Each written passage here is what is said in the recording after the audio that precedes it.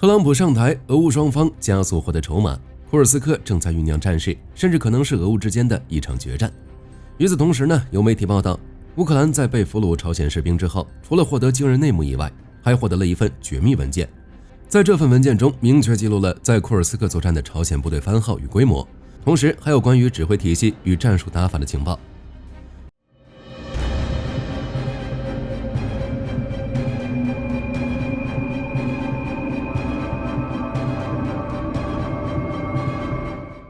为了保持库尔斯克的战线，乌军正在大量增兵，在库尔斯克集结了不少精锐部队。而俄罗斯方面也想尽快收复库尔斯克，尤其是在特朗普上台的背景下。于是俄军开始向库尔斯克方向进行集结。此前，火力军曾多次提到，为了稳住库尔斯克战线，乌军目前加入战场的北约旅基本被投入到库尔斯克，就连一些重装精锐部队同样进行了集结。另外，乌军部分中轻型部队同样配备了作战车辆。这就造成了一种情况，在整个俄乌战场上，库尔斯克的乌军在载具配备率方面最高 ，M1A1、挑战者2以及豹式等坦克，黄鼠狼 M2A2、CV90 以及斯特赖克等装甲车都集中在了这个方向。不仅如此，为了稳定库尔斯克战线，乌军再度集结兵力。根据前线情报显示，乌军正在向库尔斯克方向调动后备部队，用于反击俄罗斯北部集团军。根据情报显示，8个后备旅正在前往战场，1300余辆主战坦克以及各式装甲车辆在内的重装部队同样抵达了前线。而乌克兰最精锐的无人机部队早已在去年11月调往库尔斯克地区。面对严阵以待的乌军，俄罗斯被迫继续投入兵力，否则丢掉的就不只是边境地区了。但是调兵增援是大事，俄军也没办法乱调兵。如果从红军村方向调兵，那么就中了乌军圈套，使其达成围魏救赵的目的。如果从国内增援派军的话，预备役或者其他部队又没什么战斗力，难以阻挡乌军精锐部队。在权衡之下，俄军从哈尔科夫方向调来了空降军第83旅、海军第155旅、第47坦克师第26坦克团、第272摩步团以及第11军独立第9摩步团。从扎波罗尔方向调来几个志愿兵员与第7空突师第56空突团。从赫尔松方向调来海军第810旅。从顿涅茨克方向调来第15国际旅。从苏勒达尔方向调来第106空降师。此外，还有一些其他兵力可以用，比如车臣部队、新组建的部队以及国民禁卫军的部分机动部队。不过，在乌军不断增兵的情况下，这些兵力显然不够用了。为此，俄军又开始增兵，比如扎波罗尔方向的第76空突师、赫尔松方向的第34摩步旅与海军第177团、阿特姆斯克方向的第106空降师，另外还有第11空突旅，通通都调到了库尔斯克战场。除此之外，在库尔斯克战场，俄军还有第72摩步师、第47坦克师一半兵力、第34摩步旅以及若干个独立团。如果折合来算的话，俄军在库尔斯克地区至少拥有20-30个战斗团的兵力。值得注意的是，还有朝鲜出动的上万名朝鲜兵，都是部署在库尔斯克，当然现在已经不足1万人了。另外，根据美国侦察卫星拍摄画面显示，位于马尔科夫斯基的中部地区的俄军中央坦克后备基地中，原先封存的 T55与 T62等坦克消失。按照先前战况推测的话，这批坦克可能是准备休整之后投入前线战场，最有可能的地点就是库尔斯克。从冲突爆发之后，俄罗斯就一直在起风老旧武器，主要还是前线俄军战损比较严重。根据美国军事网站的统计，截至2024年年底，俄军共损失了4000辆坦克。不过乌克兰方面给出了9000辆的数量。针对双方的数据来看，有分析认为俄军损失坦克数量应该超过了4000辆，但并没有达到9000辆，平均下来每天要损失3辆以上。针对俄军战损数量，英国媒体认为这是因为乌军装备了大量先进反坦克武器，给俄军造成了重大损失。在坦克不断战损的情况下，俄罗斯只能重启老旧的 T55与 T62等坦克。值得注意的是，虽然俄军对这些坦克进行了现代化改造，比如加装火控系统等设备，然而因为年代过于久远，战斗力难以与当前主流坦克相比，最多只能充当一个拥有主炮的装甲车。另外有消息称，从朝鲜士兵身上搜到了一份机密情报，其中明确记录了在库尔斯克作战的朝鲜部队番号与规模，同时还有关于指挥体系与战术打法的情报。近段时间，乌军成功俘虏了2名为俄作战的朝鲜兵，这2名朝鲜兵爆出了惊人内幕，称原本以为是来俄本土进行训练，但让人没想到的是，朝鲜兵在经过简单训练之后，直接被俄罗斯送上了战场。并且朝鲜兵的作战环境十分艰苦，几乎没什么吃的。被俘虏的朝鲜兵表示，自己是在饿肚子的情况下与乌军作战的。一些受重伤的士兵甚至没能得到俄军比较好的对待，这也是为何短短时间内朝鲜兵就损失数千人的主要原因。另外，乌军还从前线阵亡的朝鲜士兵身上搜出一些机密文件，比如这些人的身份证件。身份证件也是由俄文书写，但随身携带的其他文件则是由朝鲜语书写。这个情况与朝鲜兵以俄公民的假身份参战的传闻相符合。值得注意的是，有分析认为，朝鲜士兵已经进入战场作战数月，但迄今为止却只抓到2个俘虏。究竟是朝鲜兵太勇猛，还是乌军不太行？在这里，火力军有必要提一句。事实上，根据乌军前线战报显示，当朝鲜士兵在重伤并有可能被俘虏之前，都会使用随身携带的手雷自杀，而且都是将手雷靠近头部引爆，这样是为了让乌军无法辨别容貌，同时无法确认身份。如果来得及的话，其他的战友还有可能处理掉阵亡朝鲜兵的身体。而乌军获得绝密情报，是一份名为94旅战斗经验与教训的文件。在这份文件中显示，阵亡士兵隶属的部队编号为第94特战旅。根据乌克兰此前获得的战场情报，朝鲜92旅、94旅中的几个营级作战单位，目前处于俄军第810师、第14近卫旅等作战单位的编制下，主要参与库尔斯克方向的作战。按照朝鲜武装部队的编制，这是一个人员规模在3000至7000人之间的旅级作战单位。不过，考虑到在前线战场，俄军无人机曾误炸朝鲜制造的道尔防空导弹车，说明94旅的装备水平应该比其他朝鲜部队要高一些，可能是一支合成旅，人数估计能接近7000人。此外，在这份文件中还有朝鲜部队的战术总结内容，并提到在前几个月作战时，朝鲜兵在战术打法上的成功案例与战败案例，并包括如何进行错误修正，涉及在穿插作战中，朝鲜兵如何降低战损，如何与俄军炮兵配合。在文件中提到，朝鲜部队在某次进攻行动中，3个营的兵力从后方待机区域出发，分别秘密前进了41公里、43公里以及50公里，并在乌军还未发觉的情况下主动出击，从3个方向进攻乌军阵地，最终用时31小时完成战斗。而在另外一场渗透作战中，朝鲜一个营在离开暂据之后，利用森林等自然环境的掩护下，秘密推进9公里，仅利用3艘单次可搭载3人渡河的小船，成功越过河流。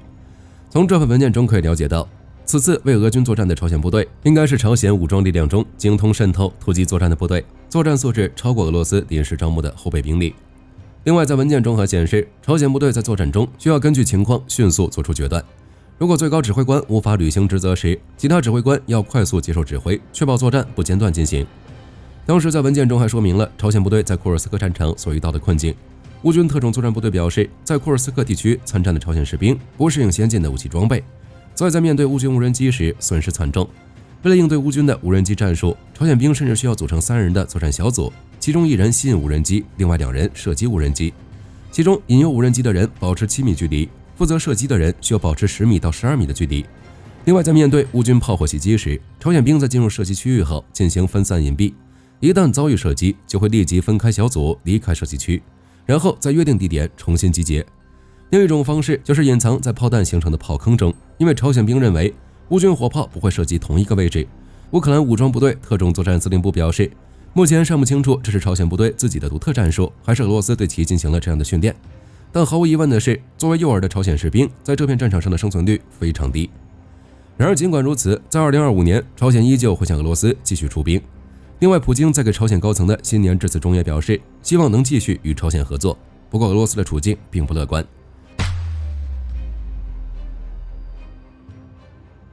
从军事层面来说，俄罗斯确实要比乌克兰实力更强，同时也能承受更长时间的消耗。但若是无休止的持续下去，给俄罗斯带来的问题也会越来越多。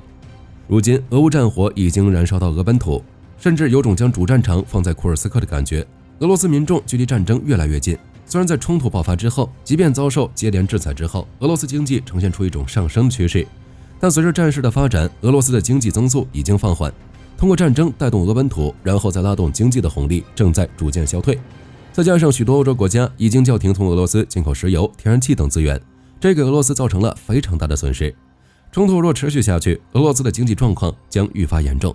石油、天然气等传统经济支柱也将无法支持俄罗斯的特别军事行动。在经济方面，处于弱项的俄罗斯也很难平衡军事行动与经济发展，这也将造成很严重的社会矛盾。因为俄罗斯的前身是苏联，在继承了庞大的领土与资源，也同时继承了内部的挑战、经济困境、社会矛盾等等。在制裁与高消耗的双重压力下，俄罗斯甚至需要将一些核心资产摆上拍卖桌。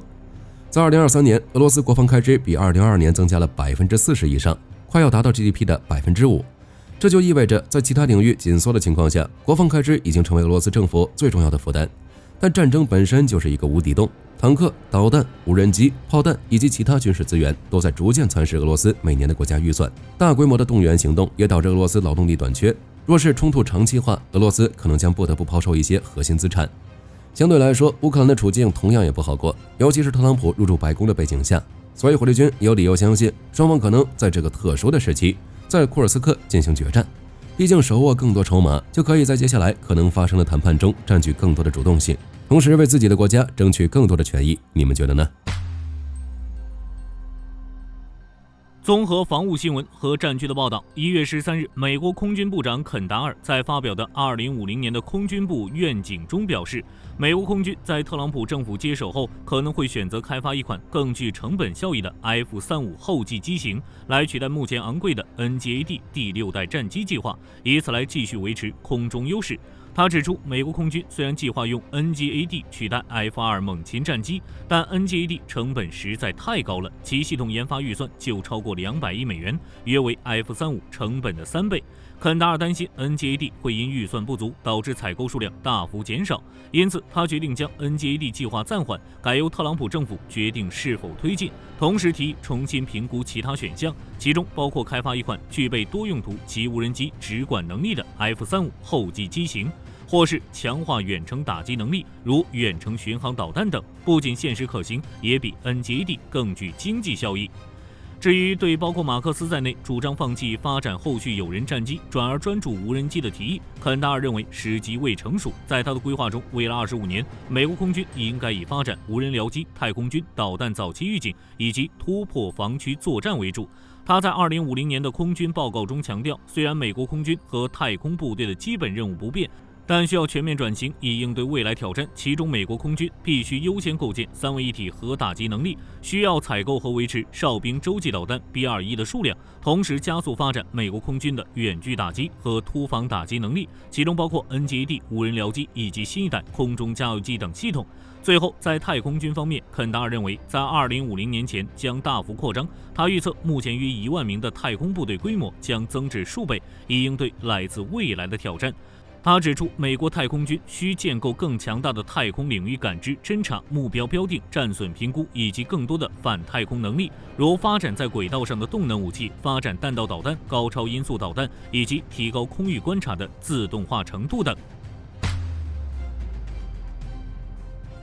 美国国防安全合作局1月13日发布公告表示，美国国务院已批准向赞比亚出售贝尔412增强型中型运输直升机以及相关的后勤服务，如培训飞行员、维修人员、过渡训练等，均售合约总价值约1亿美元。尽管公告中并未说明赞比亚欲采购的数量，但若以民用最畅销的贝尔412 EPX 为例，其单价成本约在1450万美元至1600万美元之间，而军用版的成本可能更高。如此推算，赞比亚采购的数量应该不会高于10架，差不多6架左右。贝尔412是贝尔直升机公司生产的修1系列通用直升机，于1979年问世生产。该机发源自越战赫赫有名的 UH-1直升机，并以此为基础升级为2具引擎，螺旋桨叶片也从2叶增加到了4叶。由于其价钱合理，使用可靠性相对较高，因此广受中南美洲、非洲国家的青睐，如津巴布韦、乌拉圭、坦桑尼亚及索马里等。而赞比亚购买贝尔412直升机，是为了在远距离和非标准天气条件下执行区域维和、救灾和人道主义援助等任务。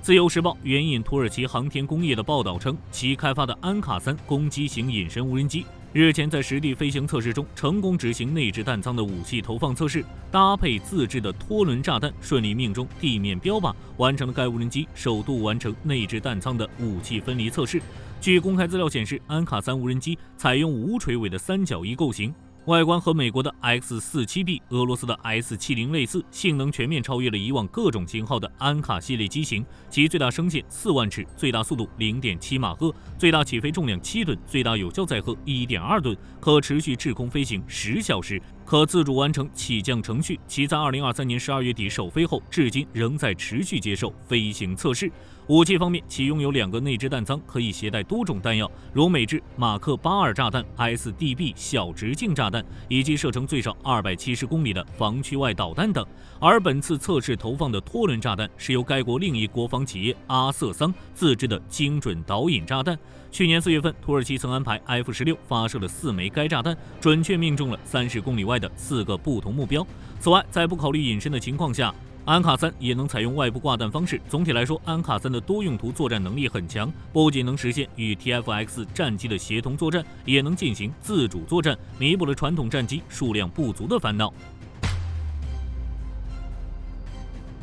根据媒体报道，美国海军自由级近岸作战舰印第安纳波利斯号于去年进行了性能升级，为其搭载了面对面任务模块、垂直发射系统软件。通过该设备，其能够装备 AGM-114L 导弹，并借此来反制来袭无人机等空中威胁。具体流程如下：美国海军通过舰载雷达搜索敌情，再将目标参数提供给垂直发射系统软件，使其发射 AGM-114L 导弹，接着由该导弹上装备的寻标器锁定目标。虽然舰载版的 AGM-114L 导弹在射程上要比空射版短了8公里，但由于自由级作战舰上现有的防空武器除火炮外仅有一座 RM116 拉姆导弹系统，而单枚 RM116 的价格在95万美元左右，反观 AGM-114L 导弹仅需15万至21万美元，在成本方面更具优势。且美国海军已借此验证了其打击效能，因此现已做出新的规划，明尼阿波利斯圣保罗号将成为下一艘具备类似能力的同级舰。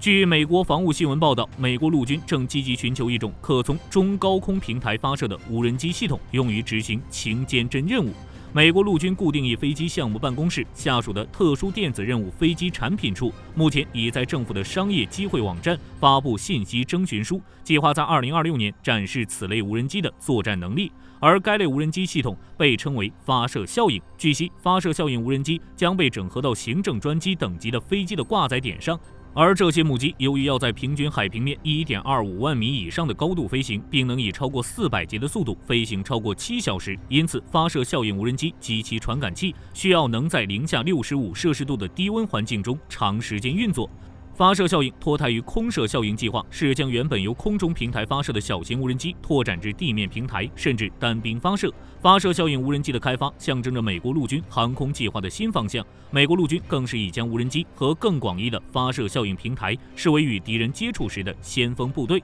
因此，美国陆军目前正在全力研发和部署多种不同尺寸级别的发射效应无人机。如1年前，美国陆军取消了未来攻击侦察机计划，并将其部分资金用于加速发射效应无人机的研发。据《星条旗报》报道，在特朗普就职后，他曾提名过的国防部高级官员也陆续就任，其中奥斯汀·达默和亚历山大·贝莱斯格林将分别就任国防部副助理部长以及国防部次长高级顾问，负责制定美国军事战略任务。2023年时，达默曾出版过一份报告，他认为美国现有的部队至少要裁掉4个史崔克旅、6个步兵旅和2个航空旅，许多陆军地面车辆、航空现代化和采购计划也需要进行退役或停止。总的来说，美国在陆军方面大约要裁减700亿美元的经费，而在海空军方面则要增加400亿美元。此外，为了允许陆军费用在大幅削减后仍能实现美国在太平洋地区的目标，美国国防部需要将年度预算增加约10%。如今，随着达默升职，在其拥有一定发言权的情况下，究竟会不会对国内军队实施上述政改，目前还有待观察。